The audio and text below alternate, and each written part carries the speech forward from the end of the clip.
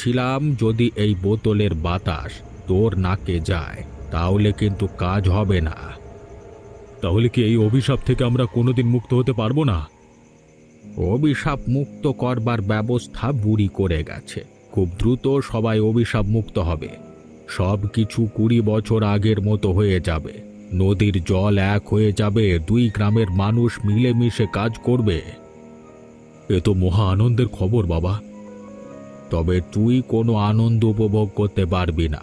সবাই যখন মহা সুখে বসবাস করতে থাকবে তখন তুই এই পৃথিবী ছেড়ে অনেক দূরে থাকবি।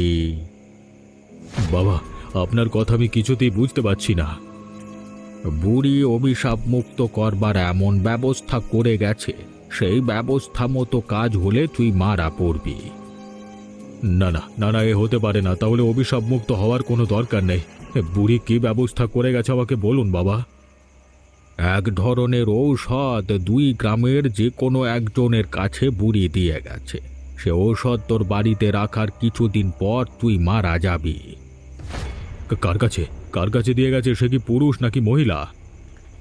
সে পুরুষ মানুষ। 2 গ্রামের সকল পুরুষ মানুষকে আমি ধরে ধরে জবাই করব।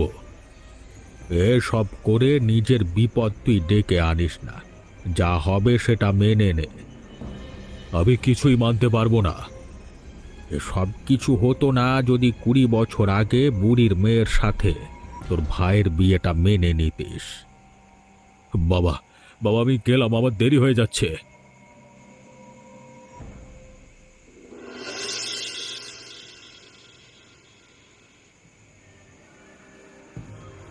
বড্ড দেরি করে ফেলেছিস।